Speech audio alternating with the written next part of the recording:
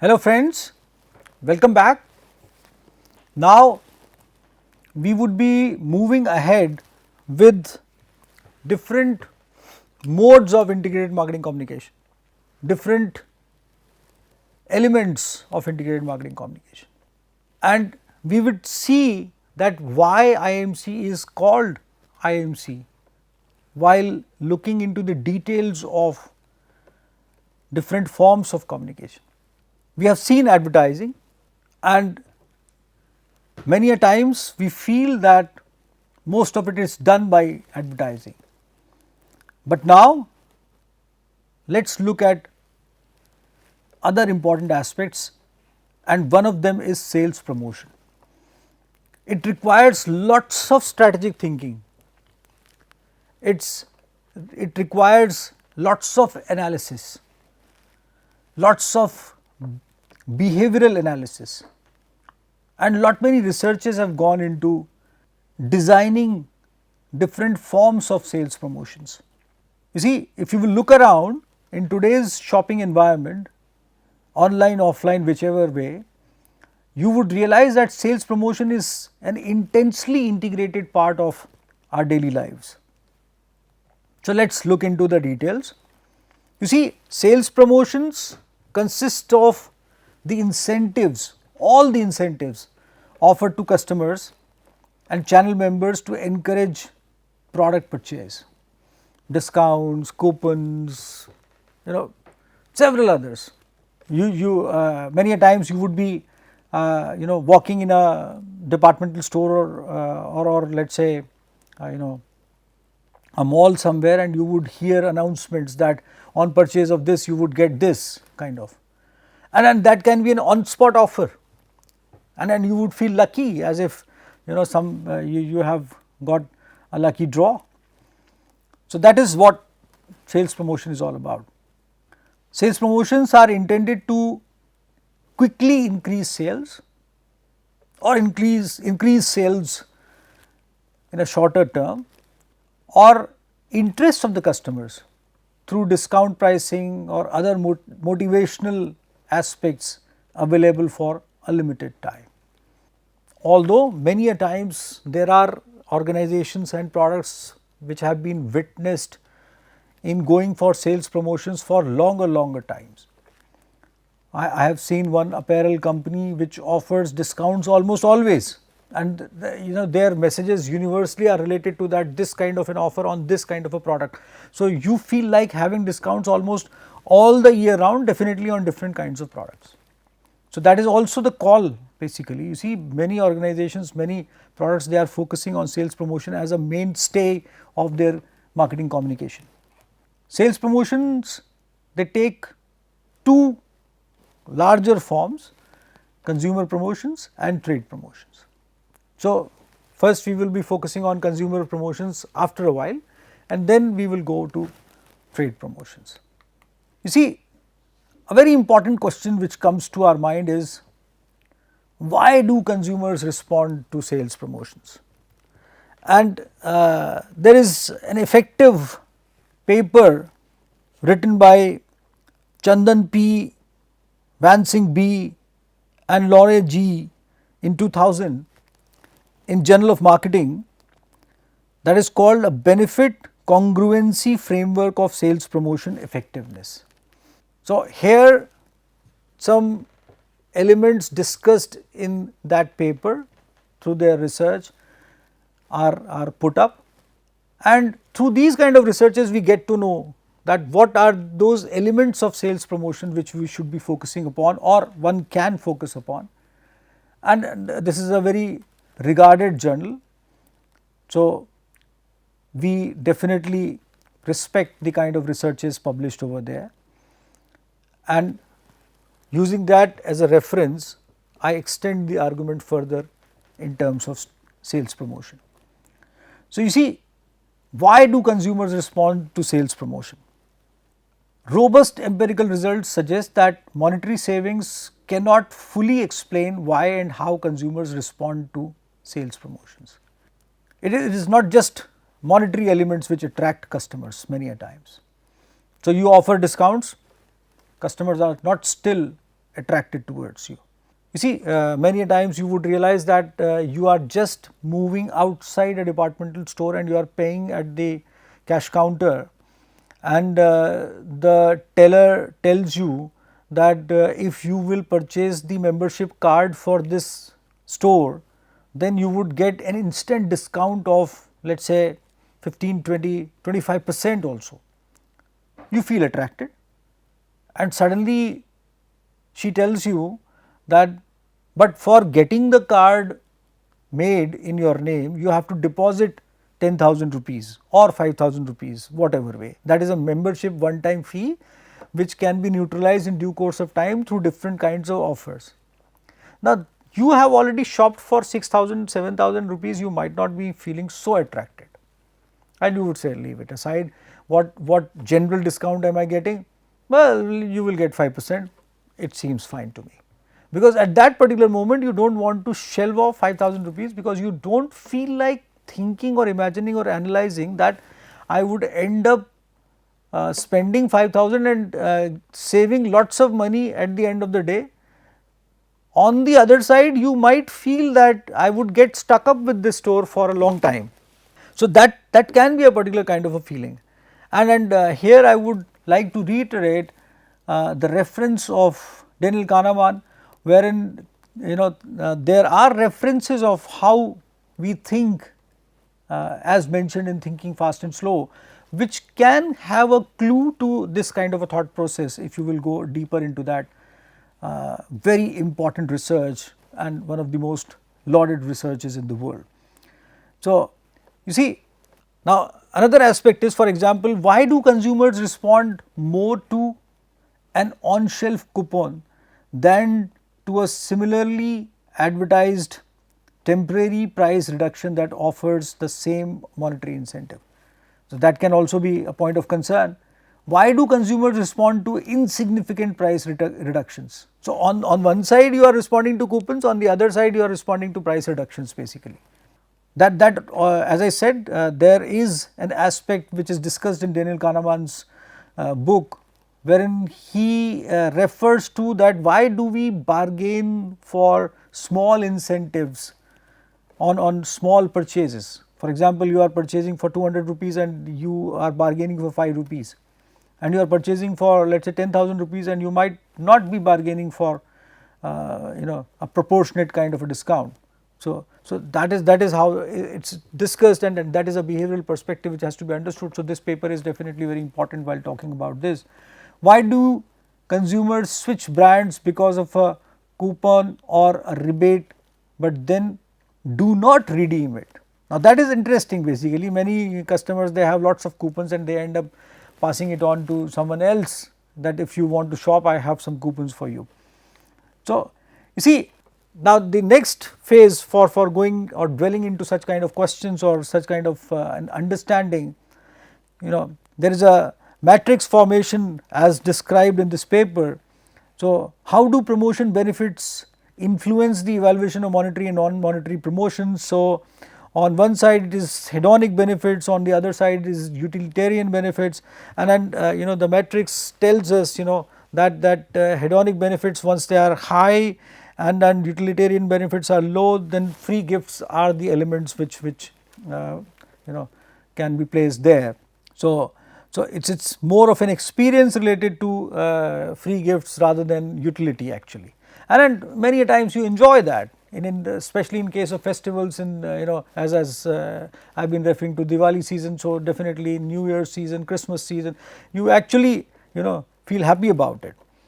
But when utilitarian aspect is high and hedonic aspect is also very high, then free product offers definitely fit into that kind of a situation.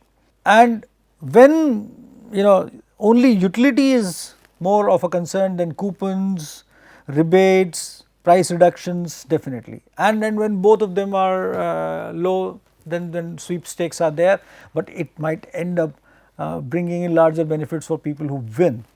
And that is why people get attracted towards these kind of things, because of these kind of two larger dimensions which have been discussed here. See, studies find that sales promotions can provide consumers with an array of hedonic and utilitarian benefits, beyond monetary savings. And hedonic benefits include value expression, entertainment and exploration. Along with simple monetary savings, utilitarian benefits also include product quality and shopping convenience. We can categorize several things as per the researches and data, which are very important for us to provide directions in due course of time. But one thing one should remember, that something may work for a while, and after a particular stage it might not be so attractive a proposition for the customer. So, utility can matter for a customer up till an extent, but after a particular stage the customer would like to have something else, and there might be several other reasons if you try to discuss those with consumers. So, you see, sales promotions is an ongoing exercise which is continuously pursued by advertisers or integrated marketing communicators, marketers I should say, and it is backed up by a continuous behavioral analysis of the consumers, that what is going to work for them, when and how. So, that is very important for us to learn, that following our consumers in due course of time and remaining in real time touch with them is what enables sales promotion in a longitudinal way. So, non-monetary promotions provide more hedonic benefits and fewer utilitarian benefits than monetary promotions, and all benefits except quality contribute to the overall evaluation, as the paper says. And however, each type of promotion is primarily evaluated on the basis of dominant benefits it provides. So, that is the kind of perspective. For high equity brands, sales promotions are more effective when they provide benefits that are congruent with those provided by the product being promoted. Specifically, monetary promotions are more effective for utilitarian products than for hedonic products, and so on. So, now the questions which we discussed earlier, let us talk about them briefly. So, first question was, why do consumers respond more to an on-shelf coupon than to a similarly advertised temporary price reduction that offers the same monetary incentive? And you see, while you are keenly watching this video and listening to this discussion, this is actually laying the grounds for you to understand how to pursue consumer sales promotions and trade sales promotions in due course of time, because any sales promotion is related to cost and production processes as well. Sometimes building inventory specifically for promoting a particular kind of a product, if you are going for add-on value within the same product actually. So, remember that there is a whole lot of a process associated with that. Sometimes associations, alliances with different kinds of other manufacturers are being done, or with other divisions of the same organization is being done to offer a mutual gain in terms of the marketing of two different products. Many a times when you incentivize the sales of one product with other product of the same organization, somehow you logically try to associate with those with each other. So, one explanation to this kind of a question may be that coupons offer stronger value expression benefits, because collecting and redeeming coupons requires more skill and effort than buying products on sale. And you can read the rest of the slide, that is going to give you an explanation on why sometimes on shelf coupons, they are more attractive to the customers. For further details, you may always look into this research paper, which might be available to you through different kinds of sources and repositories. So, then the second element is, why do consumers respond to insignificant price reductions? Now, this is very important. As I said, you will find a clue there in Thinking Fast and Slow as well. But again, here through this research, the surprisingly strong response to sales promotions signals the absence of significant price reductions, and which may be explained by convenience benefit. You see, promotion signals can increase shopping convenience by reducing search cost, because the brand is more visible at the point of purchase, and decision costs, because it provides a simple justification for the choice of the promoted product. So, again the benefit congruency principle explains why these effects are especially strong for hurried consumers or those with low need for cognition. You are rushing through a store and somehow you do not have a particular choice in your mind. You just want to pick up a pencil or a rubber or a pen for general usage. You just want to pick up a set of hangers or clips. You just want to pick up something which you are not very particular about, and suddenly there is a slight discount on that product. You are purchasing gifts for people in bulk, for example, definitely discount matters for you. There are two different kinds of branded products, which is one is very renowned brand and one is locally known brand, good reputation, and they are offering 10-15% discount and you want 100 packs of that biscuits, for example. So, definitely you would get attracted towards however low that discount is, and that is what this precisely this research talks about. That is how you find it on the stores, and then that is how it is in congruence with each other. So, you see, researches, they direct the decisions in due course of time.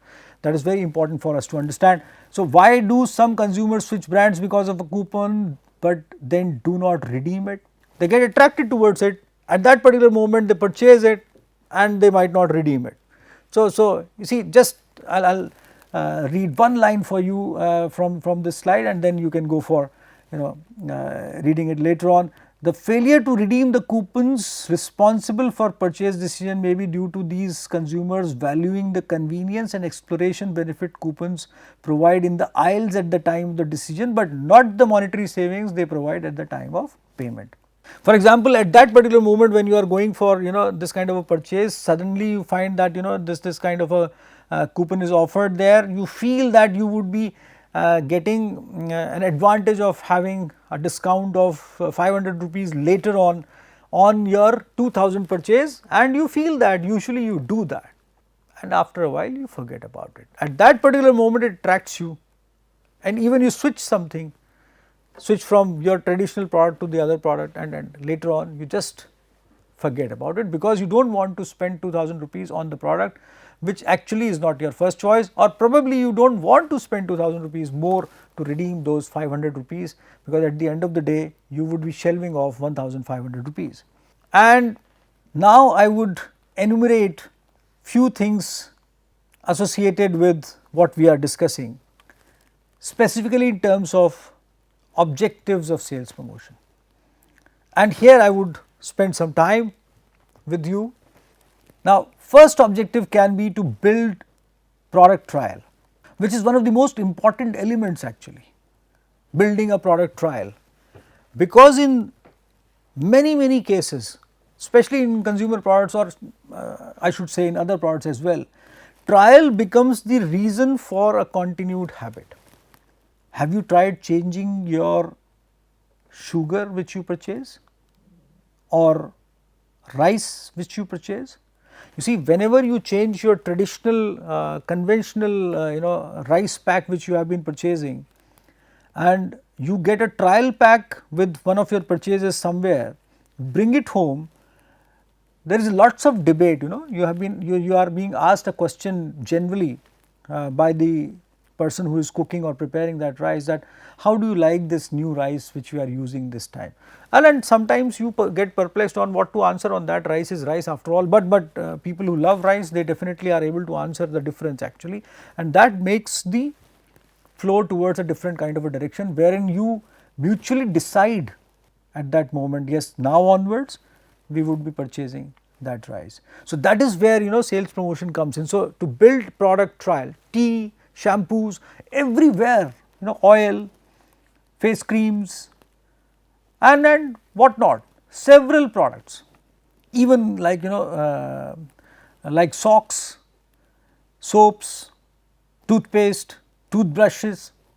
So everywhere trial is a perspective, and I remember Baskin Robbins used to offer you trials and trials for all the flavors they used to have in their shops basically. So you could have consumed almost full ice cream before ordering an ice cream actually. So you go there and then have you been trying perfumes in shopping malls? This is the most passionate act which person goes through when you go through a shopping mall and you visit a perfume stall there or a shop there, and they you say that I want to see that which suits me, and then they will give you everything for trial more or less, and by the end of the 10 trials you are confused that which one to buy and you come out of the shop. But again, no, just the lighter side. So for example, you just spray cool waters on your hand and you would realize what I am talking about. So you see, that is what actually the importance of trial is. To encourage purchase for large size units, of course, if you are confident about what you are going to do in due course of time, then definitely you would go for repeated large size units, and that happens in almost every case basically. To attract switchers, and that is a very big segment of customers tapped by n number of marketers, switchers, who do not want to stick with any product basically. Marketers, they struggle for their loyalty, but they know that they will shift from their product as well. But in the meanwhile, if they are looking at someone who is willing to switch from the other products, that is an attractive proposition to get a revenue advantage. And these switchers, the fluctuative consumers, the people who get influenced easily, probably some of those might stick to you as well. So that is where sales promotion comes in very important, because these people are looking for advantages from all the sides. These consumers, and these are intelligent consumers, they do not want to stick, they want to go for several kinds of products and now and then. To reward loyal customers, on one side attracting switchers, and on the other side to gain the loyalty of the customers. So you keep on incentivizing them, and that is done by almost everyone. Have you noticed that your local fruit vendor whom you have been visiting for quite some time, he gives you so many incentives while you are coming out of his shop? He may end up giving you some extra kilos or some extra grams of fruits and extra food or whatsoever. So those kind of things are there. Then another aspect is to adjust the short term variations in demand supply, example, to use excess capacity, of course. And that is a very important thing, as I told you, that you see, when we talk of sales promotion, we think in terms of the complete value chain as well. We think in terms of production and product. So for example, you have lots of inventory. Now you do not want to say that you have unsold products and still you want to dilute your inventory. For example, the season is changing and you have some unsold t-shirts with you, and there is a middle kind of a weather wherein one can wear new t-shirts if sold through an incentive. On the other side, some people are looking for incentives for the coming season, wherein you want to dilute your last year's inventory and so on, and then a whole lot of a thing basically. And then you see, when we are talking of floor areas or let us say display areas, every square inch counts. So you do not want to have unnecessary inventory, plus that is detrimental for your customers when they look at you with unsold products. And it happens in footwear at large, wherein you must have visited shops all around and you would have realized that, you see, footwear, if it is not sold for a while, it starts getting depreciated. So you have to dilute it with discounts, and many people wait for such kind of a season wherein a footwear or a particular model of a shoe is unsold, and then just before it starts depreciating, there is a discount offered on that. So people keep watch of those kind of things actually. To offset competitor promotions, of course, competition calls for, you see, 10% discount by this competitor calls for a particular kind of a discount by other competitor as such, to stall or prevent competitor entry. I remember few years back, now almost few decades back, sorry. So at that time I was working with media and a new newspaper was being launched, and almost all the newspapers, they started incentivizing their customers and their vendors all together, because they wanted that newspaper to find it very difficult to get through the vendors, through the distributors, through the vendors and to the consumer as well.